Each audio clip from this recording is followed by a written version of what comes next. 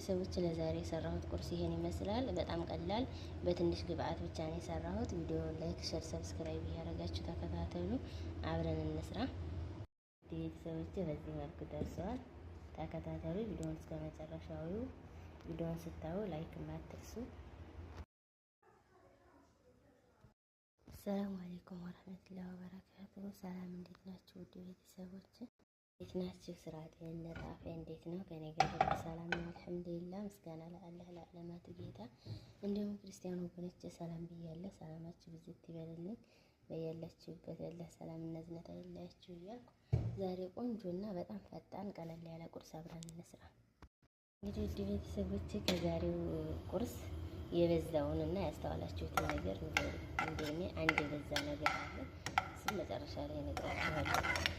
እንግዲህ እንደምትመለከቱት አንድ ቀይ ሽንኩርት ደቂቃ አድርጌ ቆርጬ፣ እንዲሁም አንድ ቲማቲም፣ አንድ ፍልፍል ሮሚ ይልካል አረቦቹ፣ የፈረንጅ ቃሪያ የማያቃጥል ማለት ነው። አብረን እንስራ። ላይክ፣ ሼር፣ ሰብስክራይብ ማድረጋችሁን አትርሱ።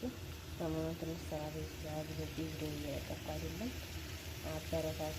ላይክ፣ ሼር፣ ሰብስክራይብ አድርጉልኝ። ቪዲዮ ከጀመራችሁ በጣም እስከመጨረሻው ነው።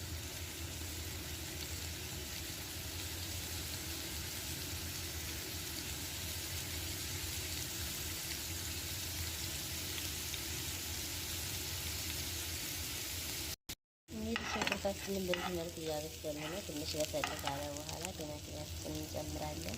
አሁን ደግሞ ቲማቲማችንን እንጨምራለን። ቶሎ እንዲበስል ትንሽ ሰዓት ነው እንጨምርበት ነው።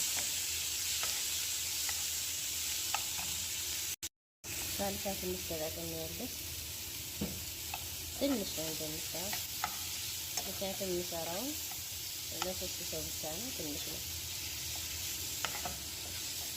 ተከታተሉ። ምን እንደሚሰራ እየገመታችሁ ኮሜንት ላይ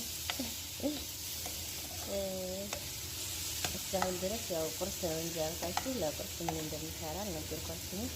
ምን እንደሚሰራ ደግሞ እስኪ እናንተ ውድ ቤተሰቦች ገምቱ።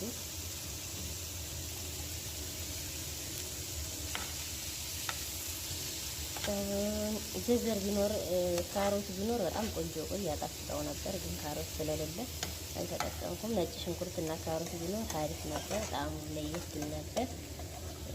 ዛሬ ስለሌለ ባለው ነው እንዲህ አድርገን የተወሰነ እናበስላል። የዛሬውን ቁርስ የሰራሁት ከሙንና ቁንዶ በርበሬ ብቻ ነው የተጠቀምኩት፣ ወይም ፍልፍል አስወድና ከሙን ብቻ ነው የተጠቀምኩት።